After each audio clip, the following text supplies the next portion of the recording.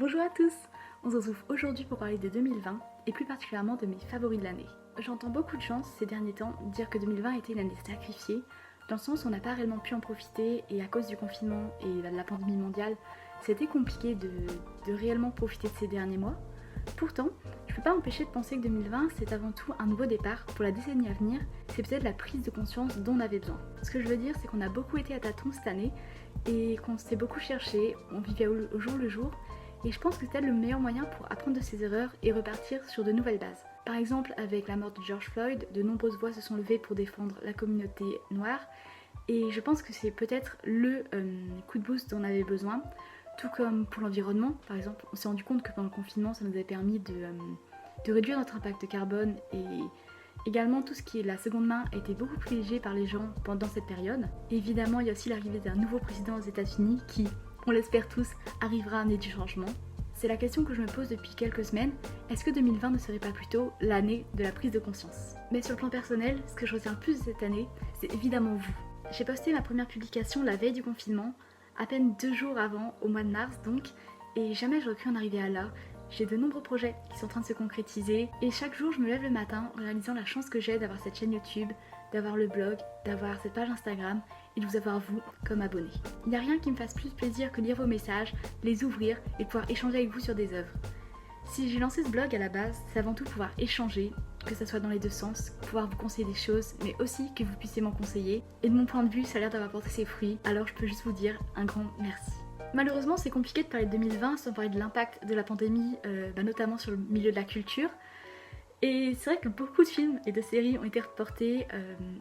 Personnellement, en tant que grande fan de films Marvel, c'est vrai que ça m'a fait assez étrange de voir aucun film sortir cette année. Beaucoup de films ont été reportés, notamment Dune, qui était un film que j'attendais avec énormément d'impatience. Mais je peux pas m'empêcher aussi de me dire que cette pandémie m'a permis de m'intéresser à d'autres genres. J'ai commencé à m'intéresser au cinéma indépendant et je me suis découvert un vrai goût pour ce cinéma. J'adore l'authenticité qu'il y a dans ces films et c'est aussi ça qui m'a poussé à fréquenter le cinéma indépendant de ma ville. Mais trêve de blabla, je pense que je vous ai déjà assez embêté avec mes anecdotes. On va passer à mes favoris de l'année. Vous ne tirez pas la balle, vous la recevez. Wow. Bon, j'en ai trop vu là. On va essayer de suivre le rythme. Alors Tenet, on va dire que sur la pauvre année cinématographique qu'on a eue, Tenet c'est probablement l'événement de l'année, le film de Christopher Nolan. Et je pense que vous le savez déjà, je vous en ai parlé à de nombreuses reprises sur le blog, sur Instagram. Mais j'ai beaucoup de mal avec le cinéma de Christopher Nolan. Je trouve que ces personnages sont très peu développés, le scénario est souvent privilégié justement au développement des personnages. Et il faut savoir que moi je suis quelqu'un qui adore le développement des personnages. En fait, pour aimer un film, j'ai besoin que ces personnages soient importants, qu'ils soient attachants, ou du moins qu'ils soient bien développés. Et souvent dans les films de Christopher Nolan, on privilégie largement le scénario au développement, et c'est pour ça que j'ai autant de mal, même si évidemment, quand on regarde des films tels que Le Prestige, Insomnia ou Tenet, c'est des films qui te retournent et t'as du mal à t'en remettre. Et d'ailleurs Tenet, c'était mon second Christopher Nolan au cinéma. J'ai eu la chance cet été, avec la réouverture des salles, d'aller voir Interstellar, probablement le film que j'aime le moins de Christopher Nolan. Mais j'étais quand même contente de le découvrir sur grand écran parce que disons que la première fois que je l'ai vu, c'était dans ma chambre sur mon ordinateur portable. Alors c'était probablement pas le meilleur des moyens, mais le voir comme ça dans une salle, j'étais avec une amie et mon père, c'était incroyable. Le film était... j'ai vraiment du mal. Mais bon, n'empêche, c'était une merveilleuse expérience. Et on est retrouvés une année donc ensemble avec cette amie voir Tenet au cinéma et c'était incroyable. En toute honnêteté, j'étais partie sans grandes attentes parce que j'avais lu énormément de critiques négatives et je vous avouerai qu'on a eu peur quand on est rentré dans le cinéma, qu'on a payé notre place. On s'est assis et on s'est dit mince, qu'est-ce que ça va donner? Est-ce que le film va être bien ou pas? Et au final, on est ressorti mais totalement chamboulé. Et je me souviens des messages qu'on a échangés le soir, on théorisait, on regardait plein de vidéos YouTube, on essayait de trouver le film en streaming sur internet pour se refaire des passages, notamment la scène de fin avec Neil. Je dirais pas plus, mais ceux qui ont vu le film savent de quoi je parle. Et justement, en parlant de Neil, c'est le film qui m'a refait tomber amoureuse de Robert Pattinson. Et tout simplement, en fait, moi Robert Pattinson, c'est un acteur que je connais depuis que je suis en primaire. Voilà, Cédric Diggory, c'est mon premier crush de fiction. Et c'est marrant de voir que cet amour, finalement, il est toujours intact, même des années après. Et c'est vrai que Neil est un personnage absolument incroyable, qui est à la fois drôle, mystérieux surtout. Il y a un énorme mystère qui plane autour du personnage et J'ai lu quelques théories par rapport à son personnage sur internet et je vous avouerai que je les aime pas trop. Je préfère largement ce qui nous est proposé dans le film. Je cherche pas à aller plus loin.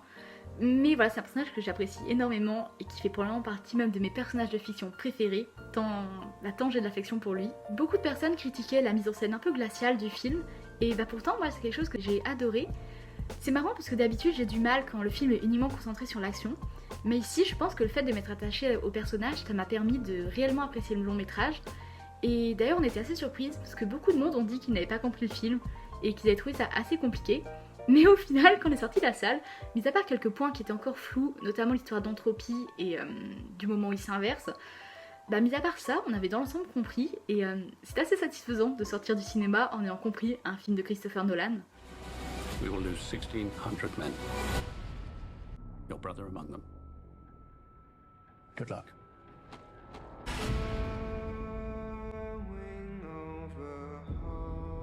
1917 de Sam Mendes. Alors 1917, c'est le film avec lequel j'ai débuté l'année et probablement l'un de mes plus grands coups de cœur de l'année, si ce n'est même de toute ma vie. C'est un film qui m'a chamboulé, qui est simplement incroyable. J'en ai fait une critique, donc je vous mettrai le lien en barre d'infos. De toute façon, la plupart des œuvres que je mentionne dans la vidéo, j'en ai déjà fait des critiques sur le blog, alors je vous invite juste à aller les lire si vous voulez beaucoup plus de détails. C'était une expérience extraordinaire. Et j'espère vraiment que vous aurez la chance de voir ce film au cinéma, si jamais il repasse, éventuellement à la réouverture des salles, parce que c'est vraiment là qu'il faut vivre l'expérience.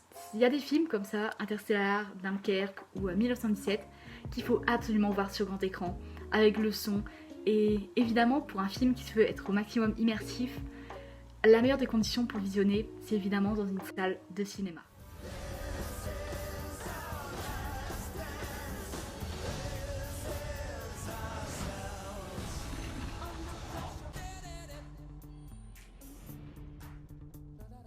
Good Omens par Douglas Mackinnon.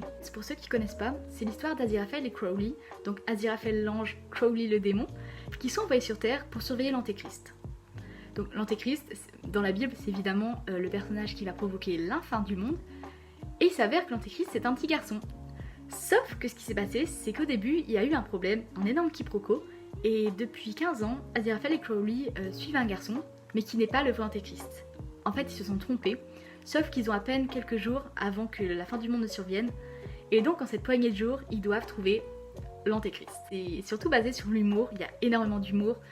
D'ailleurs pour ceux qui sont fans des blagues britanniques, notamment de l'humour britannique, moi j'adore ça, c'est que ça. Donc c'est adapté du roman de Neil Gaiman et Terry Pratchett, que du coup j'ai ici, et il faut absolument que je lise parce que je suis tombée amoureuse de cette série, qui fait d'ailleurs probablement partie de mes séries préférées, tellement j'ai eu un coup de cœur pour ces personnages. Aziraphale et Crowley, clairement l'un de mes duos préférés de fiction, désormais. Je suis tombée amoureuse de leur personnage, de la série, de l'intrigue, de l'ambiance, et il faut absolument que je lise ce livre, ne serait-ce que pour les retrouver.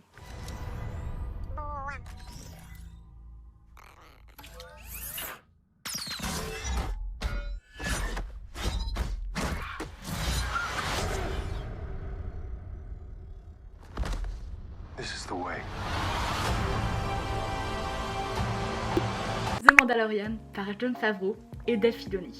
Alors pour ceux qui savent pas, je suis une grande fan de la saga Star Wars et forcément quand on m'a dit que The Mandalorian était en quelque sorte un retour aux sources, je me suis dit qu'il fallait absolument que je la regarde.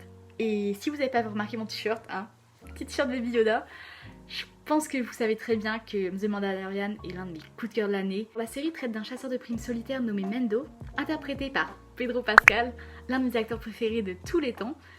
Et la particularité du personnage, c'est qu'il est masqué et on ne voit jamais son visage. Les décors sont magnifiques. La série utilise d'ailleurs un procédé assez particulier. Il n'y a aucun fond vert. Donc je vous invite à aller voir le making of de la série parce que c'est extrêmement intéressant de voir comment ils ont réalisé tout ça. Et c'est vrai que ça change des fonds verts de la prélogie. Même si, voilà, je vais pas critiquer. Moi j'adore la prélogie, vraiment, je suis une grande fan. C'est un peu mon plaisir coupable, on va dire. Hello there. Si vous êtes fan de la saga, ou pas d'ailleurs, ou tout simplement des westerns, regardez cette série. Alors cette fois-ci, on va arrêter avec les programmes cinématographiques et on va plutôt s'intéresser aux livres. Pour commencer, j'aimerais déjà vous parler de mon coup de cœur probablement littéraire de l'année, qui s'appelle Charlotte de David Fuenquinos. Alors Charlotte, c'est adapté de l'histoire réelle de Charlotte Salomon, qui était une jeune peintre lors de la Seconde Guerre mondiale. Malheureusement, elle est juive et forcément, elle se retrouve la cible des nazis. Le roman est écrit en vers et Fuenquinos nous raconte l'histoire de cette figure qui le passionne depuis des années, et c'est merveilleusement bien écrit. Charlotte, c'est une œuvre qui m'a extrêmement touchée et quand les gens me demandent une recommandation de livre, immédiatement je réponds Charlotte. Vraiment, si vous avez un livre à lire, c'est Charlotte. L'histoire est touchante et c'est encore plus terrible de se dire que c'est une histoire vraie. En fait, la manière avec laquelle Fuenquinos nous raconte la vie de Charlotte, on est vraiment plongé au cœur de cette ambiance, au cœur de ces années 40, dramatiques pour l'histoire. Je veux dire, toute sa vie finalement, elle aura été poursuivie par les nazis, obligée de se cacher, de se réfugier en France, chez de la famille, chez des amis, chez des inconnus même, et c'est extrêmement touchant de savoir que toute cette histoire a réellement eu lieu, malheureusement. Je vous avouerai que c'est un livre dont j'ai eu extrêmement de mal à parler. J'avais du mal à poser des mots sur ma lecture, et en fait tous les adjectifs du monde positifs ne pourront jamais valoir ce précieux conseil. Lisez Charlotte. Alors là, je vais m'attaquer à un sacré livre, étant donné qu'il a fait énormément de bruit et que beaucoup de gens n'ont pas aimé. Je vais parler de La balade du serpent et l'oiseau chanteur de Suzanne Collins. Alors faut savoir que moi je suis pas quelqu'un qui va acheter les livres directement le jour de leur sortie. Je suis plutôt du genre à attendre la sortie en poche ou en paperback par exemple. Mais pour celui-ci j'étais obligée. Hunger Games c'est l'une de mes sagas préférées de tous les temps. Et quand on m'a annoncé qu'il y avait un spin-off qui allait sortir, j'étais impatiente. Tellement de passés de personnages à explorer ou même simplement la création des Hunger Games que forcément je me suis dit ce livre va être exceptionnel. Et puis tout à coup, on a appris que le livre allait traiter du président Snow. Pour ceux qui connaissent pas Hunger Games, le président Snow, c'est en quelque sorte l'antagoniste principal de la saga. Et disons qu'il n'est pas réellement aimé des fans. Bon, en même temps, c'est le méchant, mais savoir qu'un livre allait sortir sur lui et qu'il allait être entièrement consacré, ça m'a refroidi. Pourtant, j'ai pas pu m'empêcher, en voyant la couverture passer sur Instagram, je me suis dit, il me le faut absolument. Ça a été une lecture extrêmement addictive. J'ai passé mes matinées, mes soirées, mes journées même entières à le lire. Et il y a quelques longueurs, on va pas se le mentir, il y a des moments où je me suis ennuyée, mais dans l'ensemble, les personnages sont tous extrêmement attachants. Je sais que beaucoup ont détesté Coriolanus, le personnage principal, Coriolanus No. Pour ma part, j'ai adoré la manière avec laquelle on a suivi sa descente aux enfers, parce que c'est un personnage qui est quand même assez dérangé, on va pas se le cacher, qui est avide de pouvoir et qui fera tout pour arriver en haut. Et j'ai adoré le fait de voir cette personnalité se développer au fur et à mesure, de comment est-ce qu'on part finalement d'un enfant qui a vécu une enfance pauvre, orphelin, jusqu'au fameux président tyrannique qu'on connaît. La plume de Collins est extrêmement efficace, les pages se dévorent, j'ai adoré retrouver l'univers de Panem et ça m'a rappelé finalement tous les souvenirs que j'avais eus à l'époque quand je lisais la saga Hunger Games. Ça m'a extrêmement touchée et même si on ne parle pas de Katniss, il y a beaucoup de références à la saga originelle et rien que pour ça, c'est un immense coup de cœur. Je dois vous avouer que j'ai qu'une hâte, c'est d'aller au cinéma, voir l'adaptation. Alors pour ceux qui me connaissent, je pense qu'ils se rendent compte qu'il manque une certaine œuvre, une œuvre qui a marqué mon année et qui marquera ma vie, sans aucun doute. C'est une œuvre qui m'a extrêmement touchée, que j'ai découvert tout récemment, au mois de juillet. Je pense que j'ai même pas besoin de vous la présenter, tellement que je vous en ai parlé. Que ça soit dans les vidéos, sur le blog, sur Instagram, c'est vraiment mon événement de l'année. Et si je dois retenir qu'un seul coup de cœur de cette année, c'est celui-ci. Alors, je vais pas vous faire traîner plus longtemps, je pense que vous savez déjà de quoi je vais parler, mais une petite bande-annonce avant.